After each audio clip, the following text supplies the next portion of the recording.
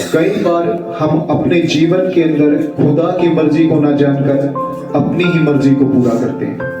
Hallelujah. कई बार हम खुदा को अनसुना करने लगते हैं, खुदा की मर्जी को अनसुना करने लगते हैं। हालेलुया। आप पिता को सुनिए कि वो आपसे क्या चाहता है। यीशु मसीह की प्रार्थना को यहाँ पर याद कीजिए। उन्होंने प्रार्थना की कि हो सके तो ये कटोरा मुझसे टल जाए, लेकिन फिर भी आपकी इच्छा मेरे जीवन में पूरी हो। हमें अपनी इच्छा पूरी करने की बजाय अपने खुदा की इच्छा को पूरा करना है। Hallelujah, hallelujah.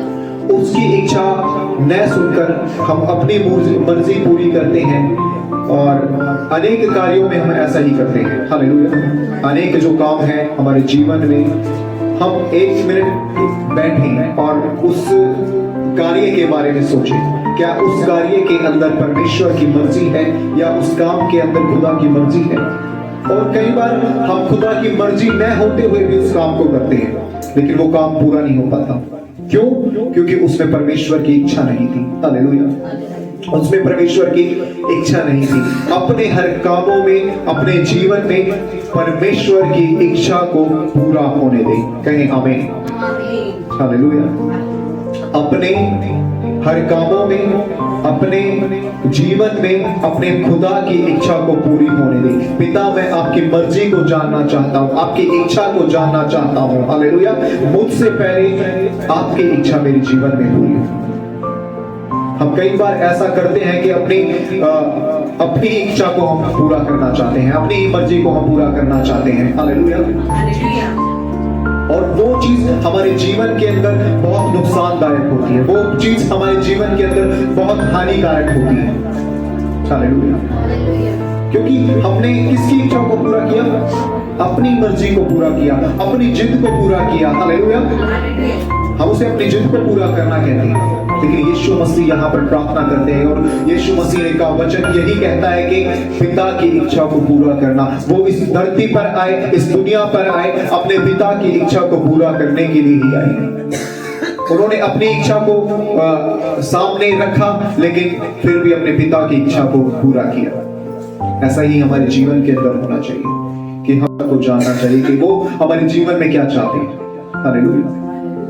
और हम अपनी इच्छा पूरी कर कर, अपनी मर्जी को पूरा कर कर अपना ही नुकसान करते हैं। ये हम सब ने जाना है, क्योंकि मनुष्य की सोच में और खुदा की सोच में बहुत अंतर होता है।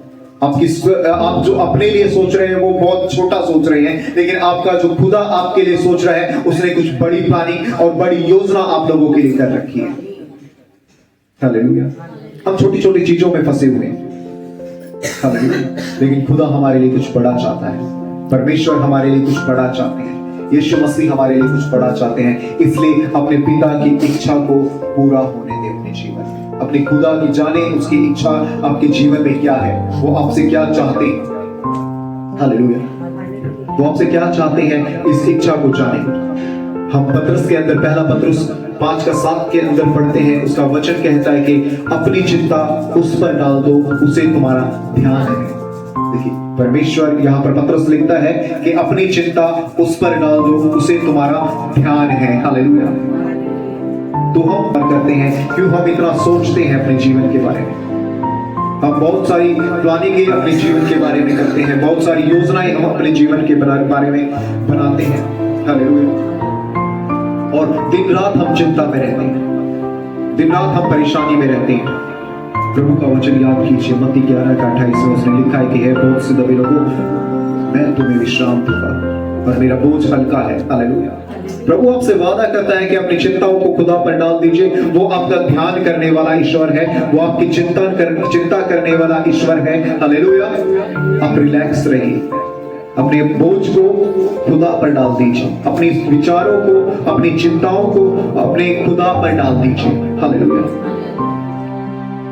इसलिए परमेश्वर का वचन कहता है कि अपना बोझ अपने परमेश्वर पर डाल दे, अपना बोझ अपने खुदा पर डाल दे और रिलैक्स रहे, चिंता ना करें। हालेलुया। हम पूरा दिन सोच में डालते हैं, पूरा दिन विचारों में डालते हैं। हम पूरा दिन सोचते हैं कि हमारा जीवन आगे क्या होगा। हम अपने बच्चों के फ्यूचर के बारे में योजना बनाते हैं, हम अपने घर के बारे में योजना बनाते हैं, हम अपने परिवार के बारे में चिंतन करते हैं। हालेलुया। लेकिन प्रभु स्पष्ट कहता है कि अपनी चिंता, अपनी सारी चिंता मुझ पर डाल दीजिए। हालेलुया। अपनी सारी चिंता अपने खुदा पर डाल दीजिए। वो आपका ध्यान करने वाला ईश्वर है, आपकी चिंता करने वाला ईश्वर है। आप जब चिंताओं में होता है, आप जब परेशानियों में होते हैं, वो भी परेशानियों में और चिंता में होते हैं ताकि मेरा बेटा बेटी, हालेलुया, ताकि मेरा बेटा बेटी शांत रहे। तो अधिक विचार ना करें, अधिक सोच में ना डूबे, क्योंकि आपका परमेश्वर आपके बारे में सोचने वाला ईश्वर है। हालेलुया।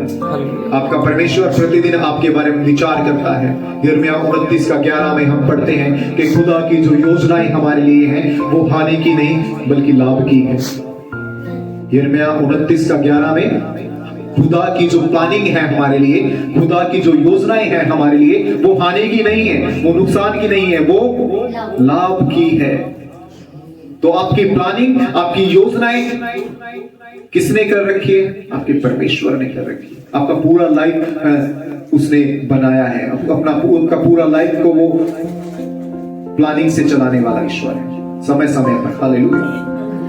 आपको जहां भी, जिस भी जगह खुदा की जरूरत होगी, वो आपकी प्रार्थनाओं को वहां पर सुनने वाला परमेश्वर है। लेकिन अपने जीवन को खुदा के हाथों में सौंप दीजिए। हम बहुत हाथ पैर मारते हैं दिन भर, हालेलुया, बहुत हाथ पैर मारते हैं अपनी लाइफ को सेट करने के लिए, अपनी लाइफ को अच्छा करने के लिए, कि हम अच्छा जीवन बिता सके। लेकिन प्रभु का वचन स्पष्ट लिखता है कि अपनी चिंता मत कर, मुझे तेरी चिंता है। हालेलुया। हम एक वचन और पढ़ेंगे, मत्ती रचित समाचार उसका अध्याय 6 वचन 26 से 31 तक।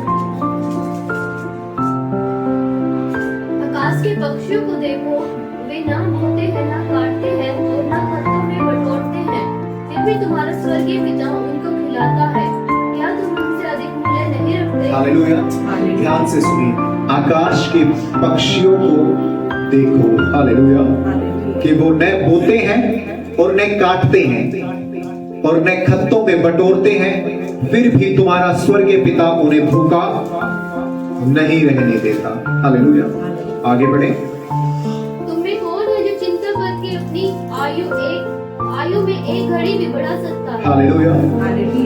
क्या इसमें पढ़ता है कि क्या तुम उन पक्षियों से अधिक मूल्य नहीं रखते, या क्या तुम उन पक्षियों से अधिक मूल्यवान नहीं हो?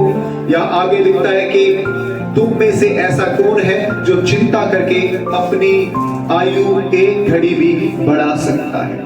हालेलुया। देखिए, जो खुदा ने आपके जीवन में लिखा है वो आपके जीवन में होना है, उसे कोई भी नहीं बदल सकता। स्पष्ट लिखा गया है, हालेलुया, आकाश और पृथ्वी टल जाएंगे परंतु मेरा वचन कभी भी नहीं टलेगा। हालेलुया।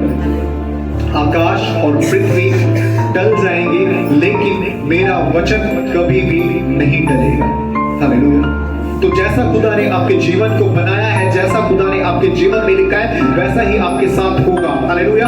अब एक आप प्रतिदिन चिंता कर यहाँ पर लिखता है कि एक भी घड़ी अपने जीवन में नहीं बढ़ा सकते। तो व्यर्थ की चिंता अपने जीवन के लिए हम क्यों कर रहे हैं? हालेलुया। आगे पढ़ें। और वस्त्र के लिए क्यों चिंता करते हो? जंगली सौंपलों पर ध्यान करो कि वे कैसे बढ़ते हैं और ना तो परिश्रम करते हैं ना खाते हैं। तो भी मैं तुमसे कहता हूँ कि सुलेमान भी अपने सारे वैभव में उनमें से किसी के समान वस्त्र पहने हुए ना था।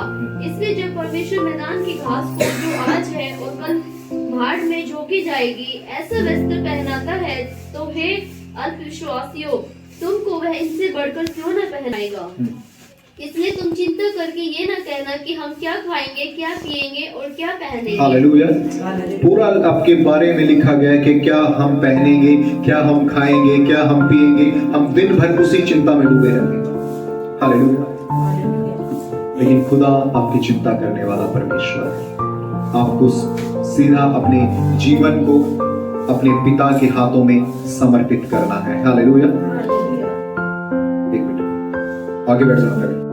तो आपको अपने जीवन के बारे में चिंता नहीं करना, अपने आप को, अपनी लाइफ के बारे में चिंता नहीं करना। आपकी चिंता करने वाला आपका परमेश्वर है, आपकी चिंता करने वाला आपका खुदा है। और अपने जीवन में सबसे पहले एक बात को याद रखिए कि आपको अपने जीवन के अंदर परमेश्वर की मर्जी को पूरा करना है। आपको अपने जीवन के अंदर खुदा की मर्जी को पूरा करना है। हालेलुया। सबसे पहले अपने परमेश्वर की इच्छा को जानो, ये आपका जीवन है। हालेलुया। आप कितना हाथ पैर मार लो, कहां तक है हाथ पैर मार लो, नहीं काम करेगा जब तक उस काम को खुदा का नहीं करेगा। हालेलुया। जब तक उस कार्य को खुदा के हाथों में नहीं सौंपोगे, जब तक उस कार्य को परमेश्वर के हाथों में नहीं सौंपोगे। हालेलुया। यीशु मसीह का खुदा का वचन लिखता है कि हालेलुया, खुदा का वचन लिखता है कि मेरा प्रेम ये इसी में है कि मैं अपने पिता की इच्छा को मानूं, और आपका प्रेम इसी में है कि आप यीशु मसीह की इच्छा को जानो। हालेलुया। तो हम दिन भर में जो सोचते हैं, हम अपने फ्यूचर की चिंता कर रहे हैं, अपने लाइफ की चिंता कर रहे हैं, अपने घर की चिंता कर रहे हैं, हम क्या खाएंगे, क्या पिएंगे। हालेलुया। वो सब हम चिंता कर रहे हैं, तो परमेश्वर का वचन यहाँ पर स्पष्ट लिखता है कि अपनी चिंता छोड़ दो, क्योंकि वो तुम्हारा ध्यान करने वाला ईश्वर है। उसकी योजनाएं आपके लिए लाभ की योजनाएं हैं, न कि हानि की योजनाएं। हालेलुया। वो आपके लाभ के बारे में ही सोचता है हमेशा, वो आपके लाभ के बारे में ही सोचता है हमेशा। लेकिन हम प्रतिदिन एक बोझ लेकर जब हम सुबह उठते हैं, तो हम पूरा रूटीन जो हमारा होता है वो एक चिंता में ही बिताते हैं। हालेलुया। हम एक चिंता में ही बिताते हैं कि हम क्या आज खाएंगे, क्या कमाएंगे। हालेलुया।